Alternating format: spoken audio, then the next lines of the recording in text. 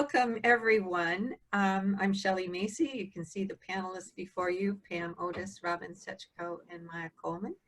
And we'll introduce ourselves a little later.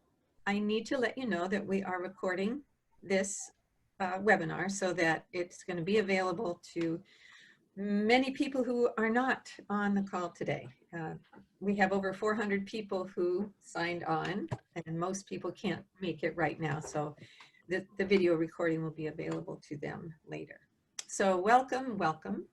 My name is Shelley Macy, and I am on the land of the Tlactamish people up here in Northwest Washington, and I want to honor all of the Native peoples from all over the world whose resources we have used for this Zoom call. It's wonderful to be able to do this with you. We know that your time is precious, and in these days things are strange, and supporting parents and being a parent is very, very challenging. So we really appreciate you taking the time today during your busy life to spend this time with us and put our attention on supporting parents and children in these times when many traumatic things are happening, and things affecting children can be very traumatic. We want to support your work, and we expect today to give you some ideas of about how to help families and some possible additional resources. So I want to whet your appetite. There are over 400 people, I think I said that, who registered for the call. And I'm going to talk a little bit about hand in hand before starting on our topic to give a few more people a chance to sign on. So our topic today is children trauma and how hand in hand parenting can help. Hand in Hand is a nonprofit organization. It's based in California. It started 31 years ago with our founder, Patty Whitler, who has marvelous insights about children and families and many years of real life experience that have that enrich us all. And Hand in Hand brings parents information, tools, and lots of support for the vital work of raising children. Raising children cannot be done well in isolation. It's difficult, and we all need support. And Hand in Hand has a variety of offerings designed to support parents and the professionals who work with them. Hand in Hand has free articles, blogs, discussion groups, podcasts, with lots of success stories from parents. So it's not just what the professionals say, but lots of experience that you can really relate to, and that professionals can find very useful. Besides the free resources, we offer some courses, classes, and support groups in person when safe, and a lot is online, so they're very available during these times. Intensive trainings for parents and professionals, and consultations for one-on-one support. So the Hand in Hand website, handinhandparenting.org, is a wonderful resource. Excuse me. So I'm just going to go over the 4 main ideas behind the Hand in Hand approach, and then we'll get on with the topic of the day. So first of all, the first main idea is that parents need and deserve support for the emotional challenge of parenting. We can build that support with one another. Parents can build it with one another and have much more success meeting both their own needs and children's needs. And we professionals can build support with one another. Second point, children are born to feel connected with us, with their parents, with the significant people in their lives. This sense of connection is what they need in order to learn, to build friendships, and to build resilience. Now, number 3, when children don't feel connected, that's when their behavior goes off track and they signal us for help. And number 4, when we foster laughter and play without tickling, we set limits without harshness, and support children to have good, hearty cries and tantrums. It helps children feel more fully connected to us, to their parents, and helps them leave difficult behavior behind, and builds a tremendous amount of confidence in them. So Hand in Hand helps parents strengthen and rebuild the parent-child connection so they can feel successful as they love their children, and so children can thrive on the love parents have for them. And it also has been tremendously helpful for us as professionals and other professionals to feel successful as we support parents and children. So we're just going to give brief introductions of ourselves, and we've got 50 participants on the call. Welcome, everyone.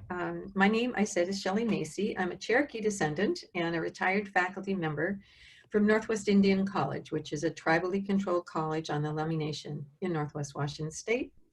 There, I taught early childhood education and parenting education for 27 years. Before that, I was a preschool teacher and a child care worker. And in these 40-some years in early childhood education, I was ecstatic to find Hand in Hand. It was the missing piece of all the stuff I taught about curriculum and safety and health and everything else. How do you handle things when everything that's supposed to work doesn't? And it was also extremely useful to me in working with parents and being a real partner with parents. Personally, I'm the mother of 2 adult children, stepmom of 4 adult children, and a grandma of 9 wonderful young people. Okay, Robin, if you'd introduce yourself, and then Pam, and then Maya. Hi, I'm Robin Setchko, and I live in Northern California in the United States in a town called Santa Rosa. And we have 2 young adults, 25 and 28. And let's see, I'm a licensed marriage family therapist, and I work mainly with parents now. It's really my favorite area. And I lead groups and I'll speak in schools when they're in session. And let's see, when I found Hand in Hand, as Shelley mentioned, I felt like I'd struck gold, and really the tools have enriched every relationship I have in really profound ways. And I used to run a children's summer camp for many, many years, and wish I had the tools when I did that. But let's see. I think that's everything. Thanks. Glad to be here. Yeah. Thank you. Thank you, Robin and Shelley. And I'm Pam Oatis. I am in southeastern Michigan, although my work here at the hospital is in Northwest Ohio. I am located on Potawatomi land. My ancestry is Irish, German, and English.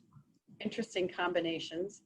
And I am a pediatrician, and I also do medical ethics at a very large central city, urban, poor, community-based hospital that's a tertiary care center for the region of Northwest Ohio. I also protect human subjects in research, so my work is varied. My 35 years of pediatrics has filled my life with children and families in glorious, challenging ways. And I will say that thanks to Hand in Hand, I had skills and a perspective that were able to support moms and dads and children. My husband actually, before we were married, introduced me to Patty Whippler, or I probably wouldn't have gotten married or had children. It didn't look all that attractive to me, frankly. And I will say that I am still married, probably because of some of the listening skills of Hand in Hand. And we together raised 2 adopted and 1 foster child, and who are successful adults. I mean, it was a surprise to me, I will say, but the Hand in Hand skills have changed my life.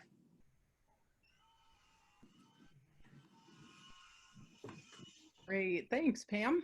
So I'm Maya, and I live in Washington, D.C. with my spouse and our 14-year-old child and our 2 dogs.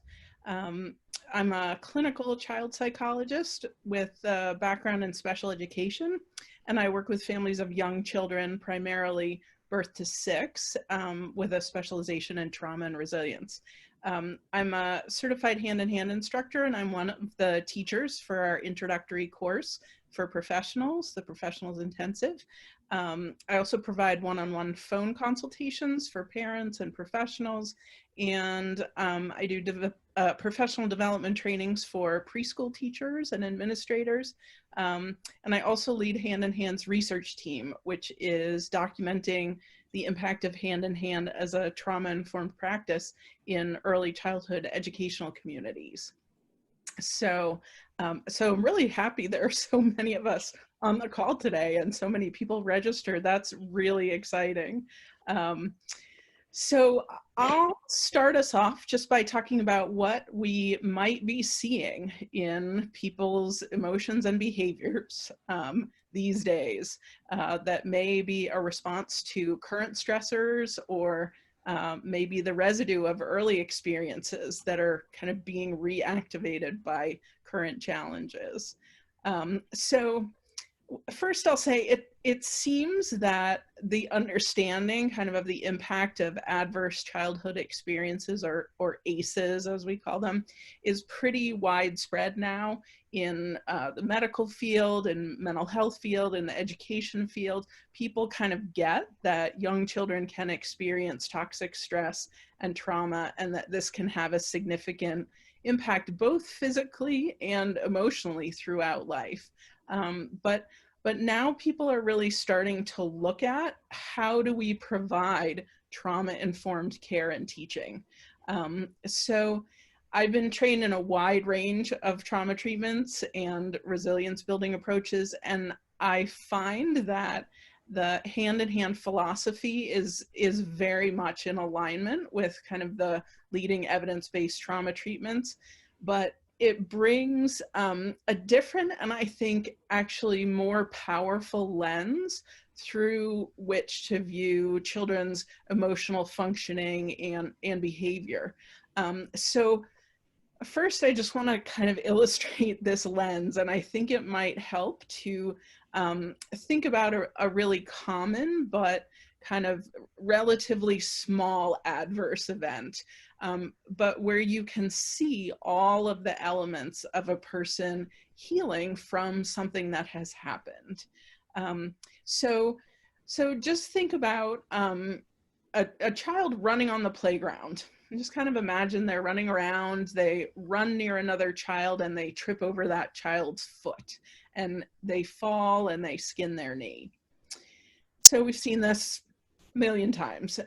Think about what is the very first thing they do, even before they start crying or have a response to what's happened. They look around for their person, like their parent, their teacher. They try and make eye contact with that person and activate that relationship. Then ideally that person comes close, and then the child starts to cry.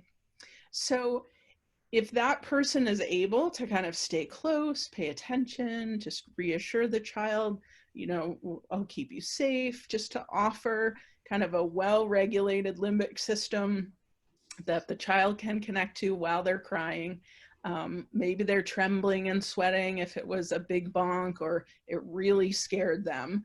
And this is actually how they reset their emergency response system that has gotten triggered off there. There was an adverse event, their system responded to that, and this is actually the process by which they offload the tension connected with that and metabolize the experience.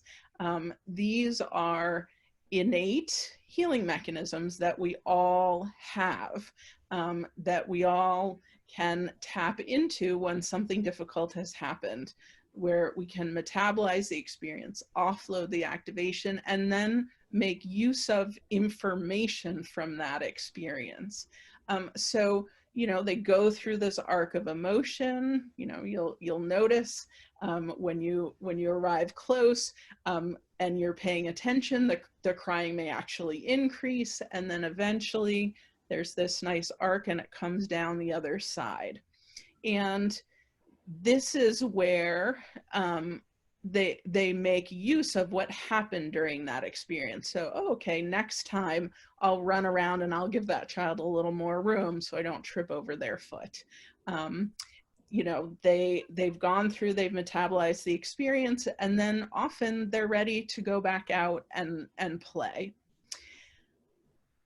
If this doesn't happen though, if there's no person, or, you know, their person isn't there, or when they reach out, their person isn't emotionally available, or their person was actually the source of something, of the adverse experience, what we all do and what children do, will store that experience. They just sort of pack it into the system, and go on, but it leaves a residue, and that experience gets stored in the system, and all parts of it, the sights, the sounds, the smells, and all the feelings that were happening during that experience. So, and next time they're on the playground, that experience gets activated by the sounds of children playing or whatever is happening there.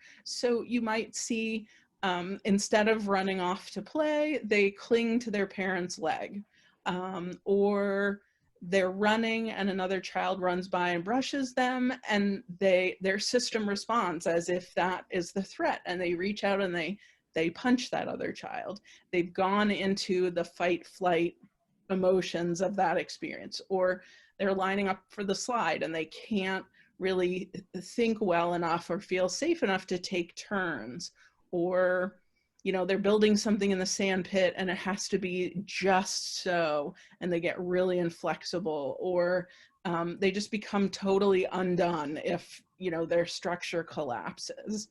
And what you can see is that in that experience, it's not actually that much about the current situation, but it's actually about the residue, those emotions of earlier experiences kind of being activated by small things. So children will send signals that let us know that the residue of earlier experiences is kind of running the show. So they withdraw, they become clingy, they're hesitant, kind of curiosity just goes out the window. Or they react with anger or aggression, or they become super inflexible, or they overreact to a small issue. You know, you'll just see changes in a child's ability to kind of regulate emotions and behaviors. It's a lot about regulatory kind of challenges there. And this is actually where the language we often use to help kids navigate these situations really fall short, you know, when we're trying to help them figure out, you know, is this a big issue or is this a small issue? Because actually an outsized reaction to a small thing should actually signal us that that the emotional response is actually not about that current issue, or, you know, maybe 5% about that current issue, but much more about feelings from other situations kind of getting activated. So these are the things that you'll see when there's a residue that's getting activated. And I'm sure you're seeing lots of this kind of all over the place with our current stressors. But what is great is that the hand-in-hand tools actually help to recreate kind of that optimal healing sequence I illustrated. So all of our tools kind of strengthen that caregiving relationship. So a child knows they're in your mind, you're keeping an eye out on them, they can activate that support if something happens. So we have a proactive connection building tool it's a one-on-one parent-child playtime that kind of strengthens the child's feeling that their person is keeping track of them and keeping them safe. And then we have a tool for listening to and anchoring children during high emotion while they're offloading the emotional stress and tension and resetting their emergency response system. We have a play-based tool for helping children kind of build back their sense of confidence and competence that can really get dinged when they've had, you know, difficult experiences. And we have a tool that helps parents and teachers set limits on the off-track behaviors that can come along with this, like hitting another child when they come close because it gets misinterpreted as a threat. And finally, we have a tool for setting up this kind of holding environment for adults to get help with their own residue, which we all bring to, you know, to our caregiving roles. So we can then offer this kind of support to the kids we're caring for. So I'll just say a couple of things kind of about the current situation. I think there are some really hopeful things to remember as we're kind of all dealing with really significant stressors. And the first is that we are built to heal from hard things that happen to us. We are made to heal from things. So we have these powerful, innate healing mechanisms that are pretty simple things, you know, crying, trembling, talking about things, you know, tantruming. These are all of our reset and healing mechanisms. And we can access those. Children can access those. We can access them in supportive relationships. So parents, teachers, therapists, friends, family, like we can all offer the kinds of support that help us do this healing, even from really, really big stressors. And the other is that Hand in Hand offers some really concrete tools that build these healing relationships, you know, support people in having their emotions, offloading, and through supportive play that rebuilds confidence and competence. And we help adults set limits on the off-track behaviors that come along with this. So the picture is actually pretty hopeful, and Pam is going to talk about a few of the tools and how you can use them and how you can support parents in using them in this current context. Ooh, Maya, thank you so much. Thank you, thank you, thank you. That was beautiful. It's so fun doing this with the three of you. So yes, my focus is on me and us as professionals and our relationship with parents and what it is we can give and do for them.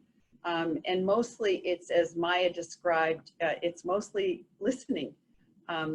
Maya described stay listening with the child, and that's much of what we get to do with parents, because we parents, and I count myself among us, come with a lifetime of residue of unfelt feelings, uncried tears from our earliest years. And that residue gets triggered for me every now and then, less now than it did 30 years ago when I learned about Hand in Hand, but the residue does remain.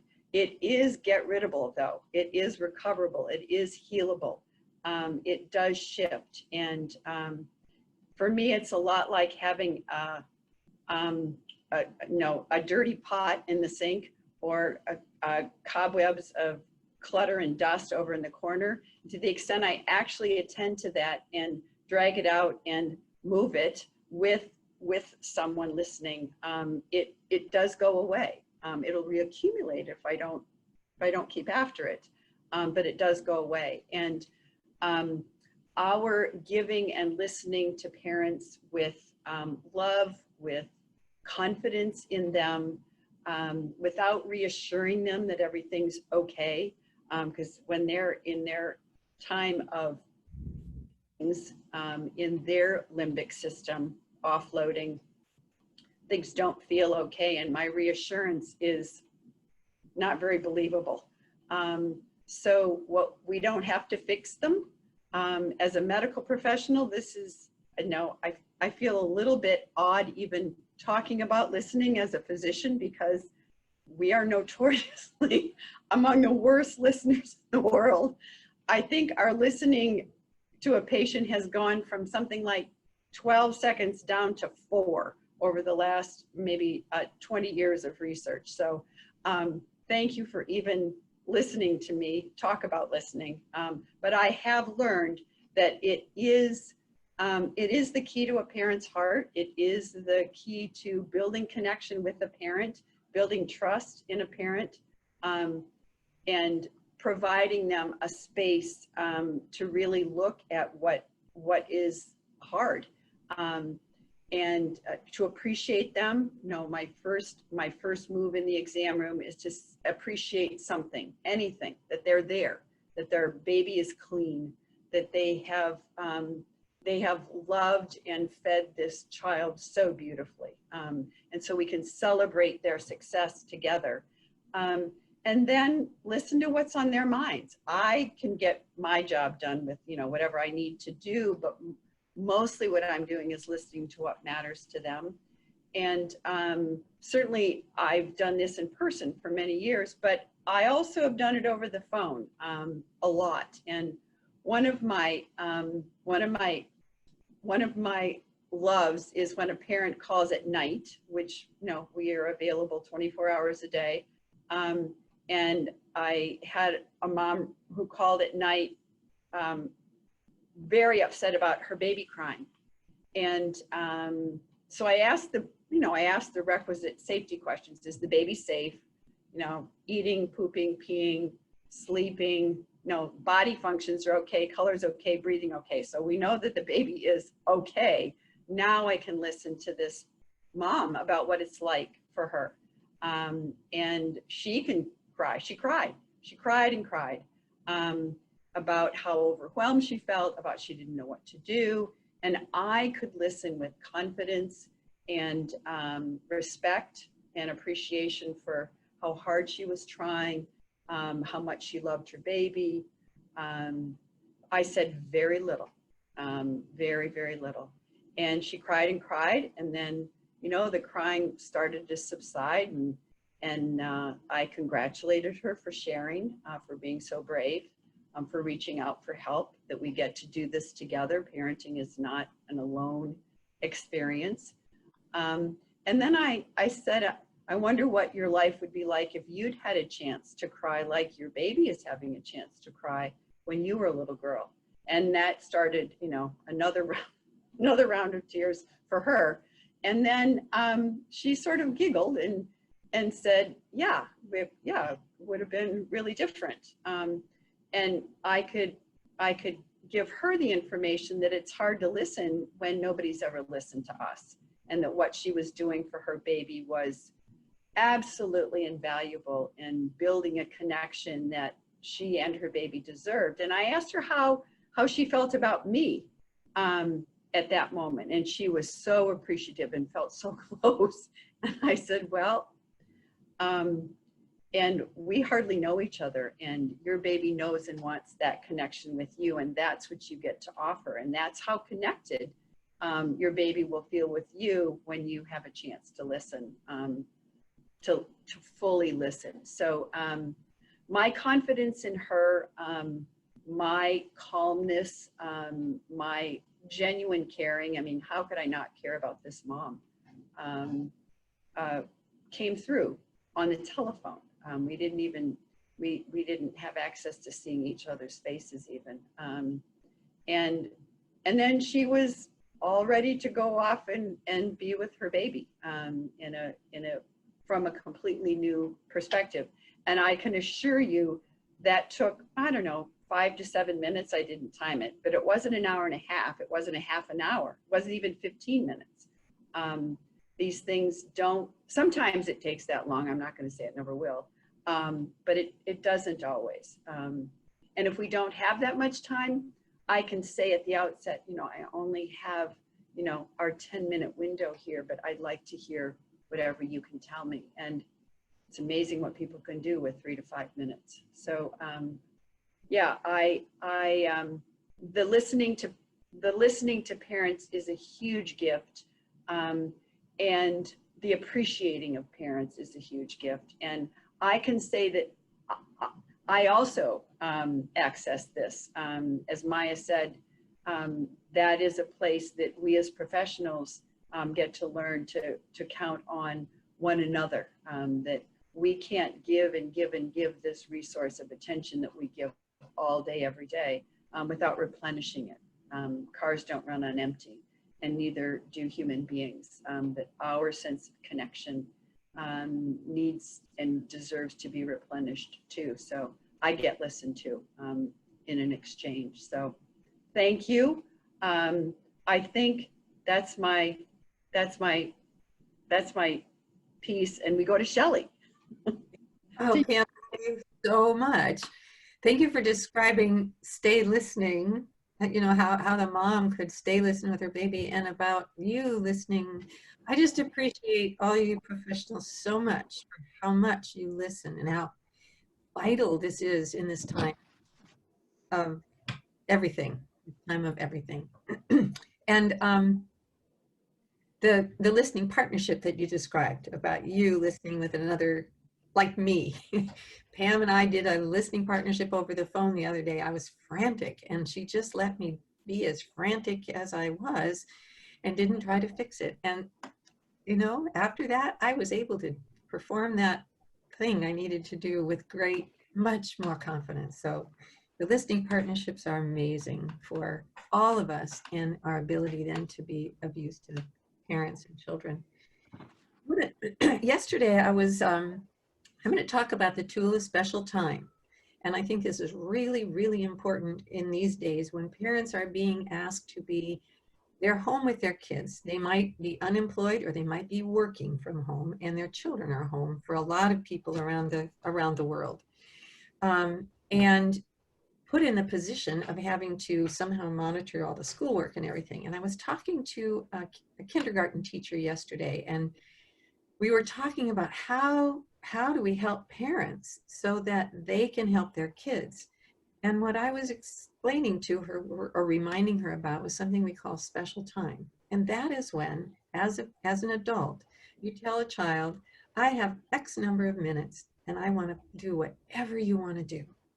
And this could be 5 minutes or it could be 30 minutes. But for a lot of stressed parents, it's more in the 5 to 10 minute range. And you say with great love in your heart and your face, I want to do whatever you want to do. And then you set a timer. And this is important because as parents, they're always trying to meet their kids' needs. But the special time needs to be this place where you don't do anything else. One of Patty Whippler's pamphlets, she says, you don't even pick the lint off the carpet when you're down there playing a game. The time is just for the child. You say, I'll do whatever you want to do. And then you do it. And you hang in there and you look at them like they're a brand new little person you've never met before. And you do your darndest to do just what they want. And you resist every urge to explain something or to, you know, ask them, well, what color is that puzzle piece, or any of that. It's really you offering them all of you. And in 5 minutes, you may not think much happens, but then you do it again the next day. Or if you can't do it, then the next day after that. And the child will begin to look forward to it and have ideas for it and be able to really tell that you care as a parent, or that the parent cares if you're teaching them this. The effect is that when children know, like Maya was saying, when they know that that the adult has them in their mind and will think about them, then they have so much more capacity for trying that thing they're supposed to do on their iPad with their teacher on Zoom or whatever learning platform they're using. They have so much willingness to try when they know someone really, really cares. Otherwise, they're pretty alone. They aren't, you know, kids, the best part of school for me was recess when I could play with my friends, and that made school tolerable. That's not happening for a lot of kids, or if they're having recess, they're at a distance. So it really matters that they have a deep, deep connection with their parent. And I think that's far more useful and important than trying to explain how to do math, especially if they're doing it different than we did it when I was a kid. Or, you know, trying to be the police on the schoolwork. If the child isn't doing their schoolwork, you may need to set limits, and I'm not going to talk about that, but you setting up special time is really an investment in them being able then to take a deep breath and do the work. And I would love it if Maya would tell the little short story about the special time you did over Zoom with a family so the parent could learn how to do it, and give people a picture of that. Yeah. So actually, this is an 8-year-old who is a client of mine who I had been seeing in person. I do a lot of home-based work with parents and children together. So I had worked with this child for a number of years. So now we're doing everything distance, and actually, so I was doing a Zoom session with her, and she had been dealing with the whole Zoom learning and connecting with a parent by Zoom, a non-resident parent by Zoom. So she's sort of over Zoom. And so, we set up special time, and she actually switched it a little bit, where she was asking me what I wanted to do in her special time. And we're always following their lead, but she and I had enough of a relationship that she wanted to switch it. And so, I was sort of imagining all the things that I would like to do in her special time. And she started sending me emojis on the screen, because we weren't being able to do anything in person. She started sending me emojis, like, so she would send me the cupcake emoji, or, and then I would say, oh, I would love to have some sushi, like a good sushi dinner. And like, she would send that over. And then she started to send like the tornado emoji, and she started to send like all of the like little iffy emojis. And then she started to say, oh, what plague would you like for me to send to you next? And so she said, oh, would you like me to send you a herd of horses that will run by you and knock you down? And so it really became that she was visiting on me, like all of these terrible calamities when I was, just wanting a nice restful book to read, or, and we were able to actually incorporate some play listening there, where I was sort of taking the less powerful role, and she was, and I was hoping that something really wonderful would come my way, and then she would send me something terrible, and I would be distraught and overwhelmed, and there was nothing I could do about it because I had no control. She was just sending it through the computer, and she was just laughing and laughing like really hard every time she was able to send me some calamity. And we have this kind of relationship, like she knows what's happening there, and that I'm sort of taking this less powerful role. So it was just a really interesting experience of children who have so little control, and they have to be in front of the screen paying attention to somebody else. They have no idea, what's coming their way. It's not really what they want to be doing or learning. And in working with children who are having these Zoom experiences, it has been really helpful to help parents set up little special times before and after every time they need to be on Zoom with their peers. So it's a really powerful tool that can be used even now in this context. Even now, and maybe even especially now. And oftentimes parents will tell me, I do special time all the time. And the key is, and I validate them for, of course you do. And you think of all kinds of great things. And this is just another particular tool. It involves a timer. And the timer is so important because it tells the child, you are in charge and I can't stop it till the timer stops. So it's a change in the power structure so they really know they have you. Well, I want to turn this over now to you, Robin. Great. Yes. So I'm going to talk a little bit about play. Play listening is another one of our tools. Some of you probably are familiar with the tools. And I just want to sort of touch back when we talk about trauma, that sort of obviously trauma is along, you know, a whole range. And sometimes it can be one event that happened for a children. Sometimes it can be an ongoing experience, but that children will set up sort of situations to work on things that have left a residue that might feel traumatic or could become traumatic if they don't get expressed. And so play is a wonderful, wonderful tool to use with children to work on those situations. And you know, not a lot seems fun or funny for us right now. When children are struggling, when they're off track, you know, nothing feels light when there are stresses coming in from every direction. And yet, you know, sort of we're here to say and remind each other and ourselves that play is children's language. That's their primary language.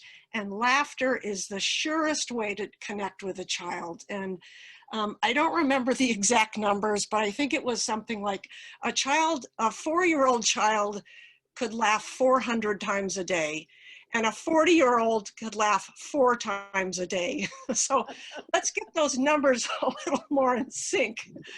It's very hard for us to do that.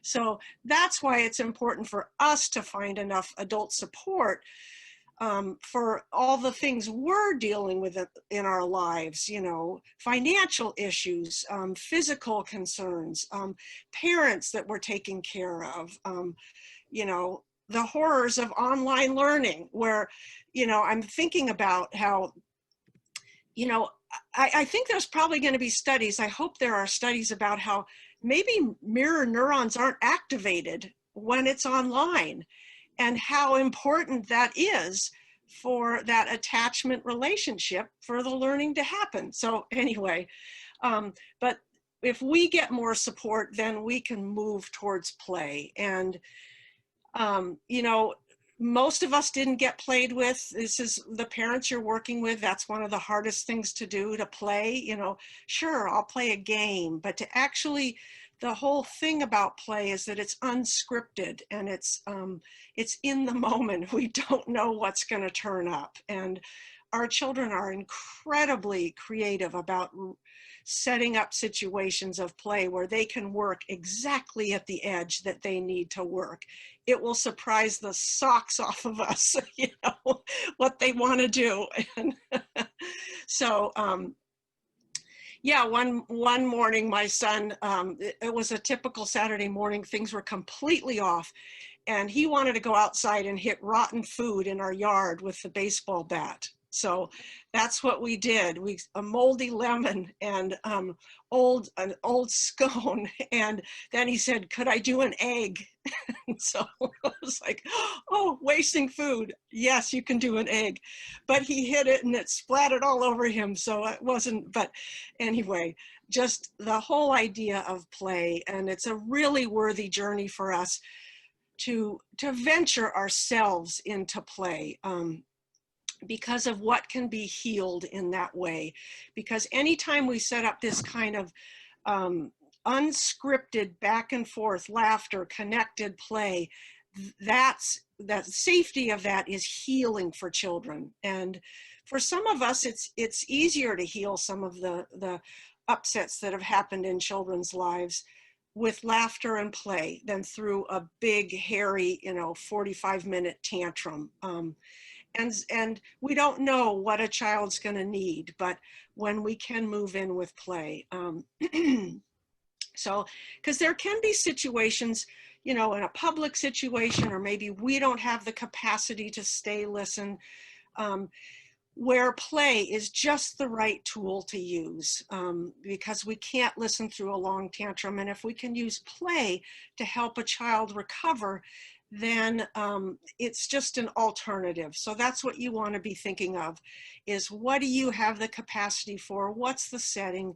Shall I use play to set the limit, or am I going to do stay listening? So you know, because when children are showing these off-track behaviors, that's when we want to move in. And so what we're doing here is we're dealing with difficult behavior with connection and laughter. And as you interrupt that behavior with a playful limit, out come the giggles. And as you follow that laughter for as long and as far as it will go, and for some kids, it will go a long time. They want to do it over and over and over. You follow it as long as you have capacity and time for. All of that is going to help the child heal. It doesn't have to make sense at all. In fact, you know, the sillier and sometimes the better.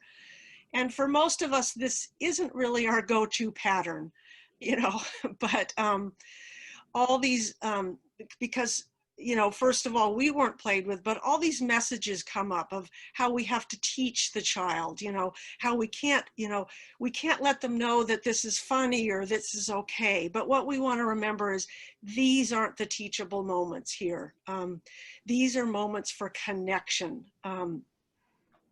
So that your child, once they've signaled you, that the child can feel your warmth and feel your attention and feel your lightness and begin their recovery process.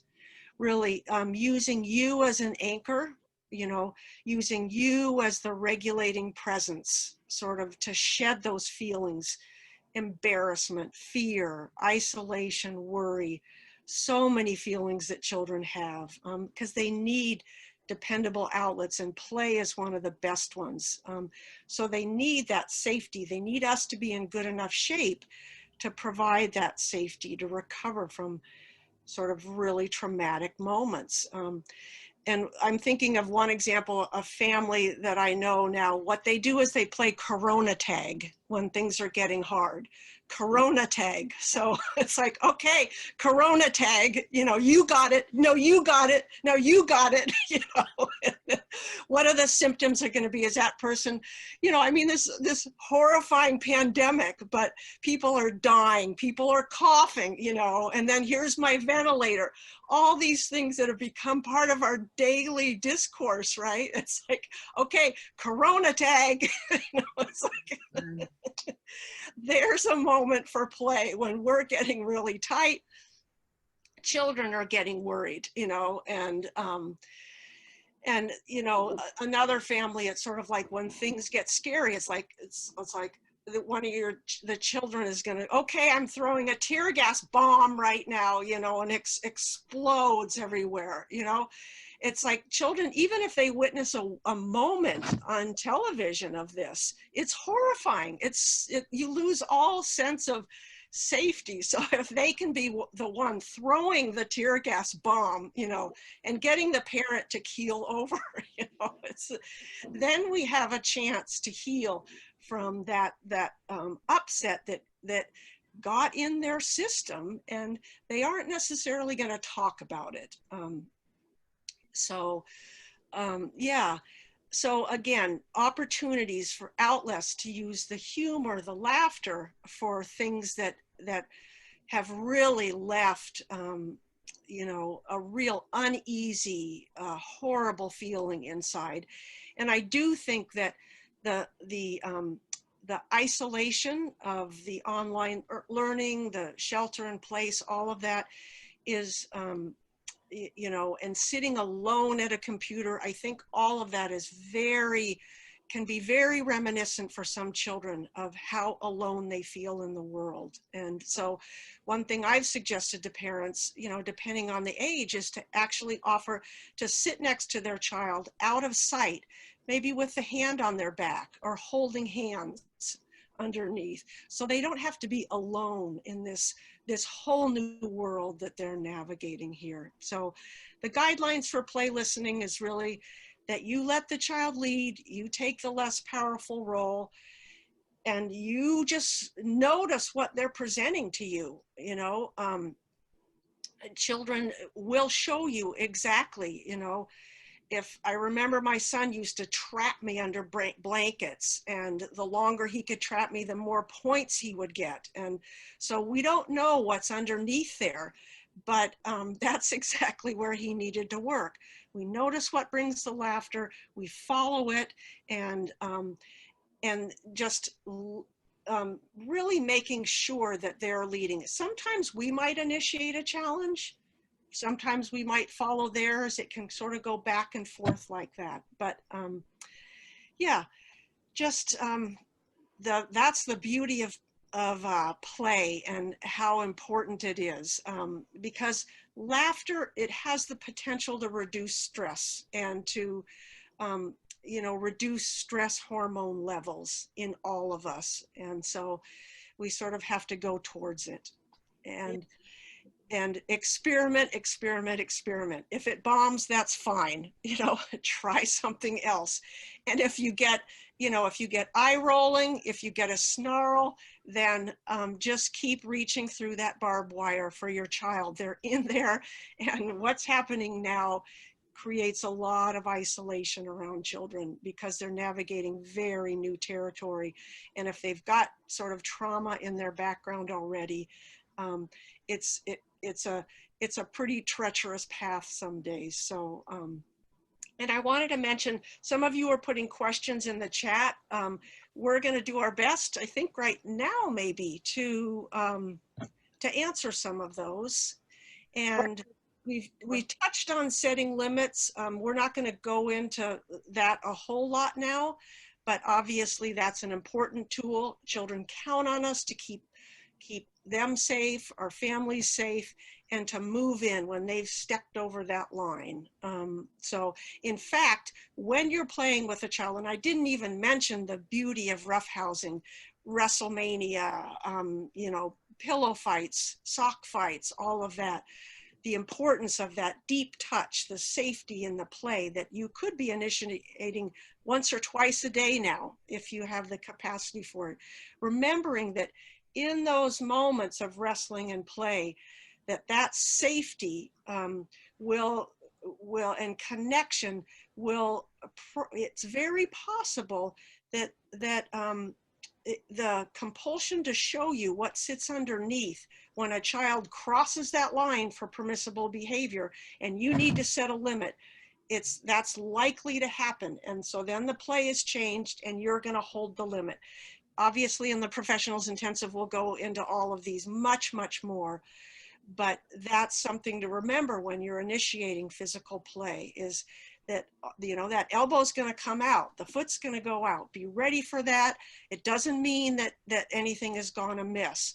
It just means that the safety allowed the child to sort of, the fear drove the child to get a little bit aggressive, and then we get to stay, listen, set the limit. And so I'll stop there. Thank you so much, Robin. And one of the things I just want to add about it is one tool that you can use with several children at once. So parents who have several children at home, when everybody's laughing and playing, it is a tool that we can use. And I'm so glad you mentioned the professionals intensive, because we do go into all these tools much more fully. And thank you everyone for all the questions. Julie has been answering many with articles she's referred to on the website and other things like that.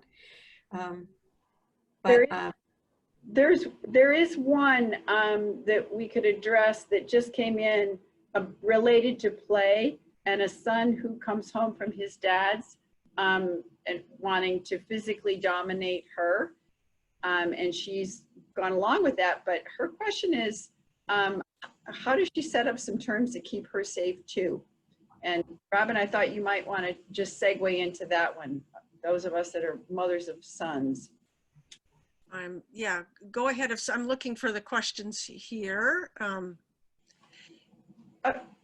I'll address that one. Oh, sure. I think that as we do this roughhousing with children, playing physical play with children, that we do learn to anticipate what it is they might do that is liable to inflict injury on us, and we can block those, and we can be physically close to them in ways that make it more difficult for them to get a big swing or a big punch or a big kick because they don't want to hurt us. They really don't. But what it is, just as Robin described, we're seeing how much they're hurting deep inside and how desperate and scared they feel.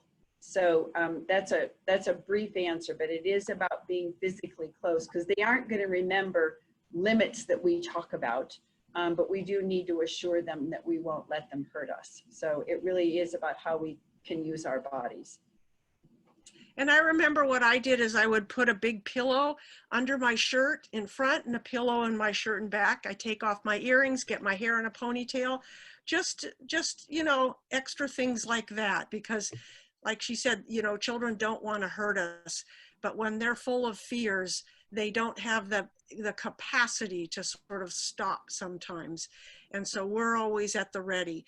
And if sometimes you can see their face changes and you move right in and you say, no. And that's where we're going to set the limit. And again, the play didn't cause that. It allowed them to show us, you know, what your son experiences and what he comes home with. And so you're setting the limit, and you know, it might mean you need a body pillow in there for some safety, a little bit more props, but you're going to stop that as soon as it happens. Set that limit, and then you're going to listen. You're going to listen to the upset that was just right. bubbling. Yeah. Well, it is just a couple minutes before we are to end, and so Pam, would you draw us to a close? Glad to. I'm typing answers to chat questions. Thank you, Pam. It's a delight, first of all, being with the three of you. I love you dearly, have such respect for you, and enjoy this opportunity to be together and to share what we know. This is the ultimate experience of getting to share what matters to me most, and I know you all well enough to know that that's true for you. It's like all of you sitting and watching our family video of summer vacation that we aren't having, but and only this is better, because this really is about one life, one child, one family, one community at a time, changing our world to the way it is that we envision it being, which is about cooperation, love, respect, listening, and empowering children and parents to be who it is they, in their mind's eye, want to be. And we are each leading, teaching a professionals intensive starting in September, September the 21st. Well, the week of September the 21st. There are various times of those classes, and we have people from all over the world join those classes, which is really wonderful. They are an hour to an hour and a half, depending on how many people are in the class. There's opportunity to learn, to listen, to be listened to, and to make connections with the world of Hand in Hand, as well as that small group of 4, 5, 6 of us that are on the call, and the calls are limited to that number. So we all look forward to meeting more of you in person and in depth for that 8-week professionals intensive experience, where you learn about your own family, certainly first, and then how you want to be using these tools in your professional lives. We look forward to it. Okay, well, it's 11 o'clock. Check out the Hand in Hand website for additional resources, and I think we're ready to sign off. Thank you all so much for being with us. I love doing this with you three women. Goodbye. Bye. Bye, Bye. everybody. All the best.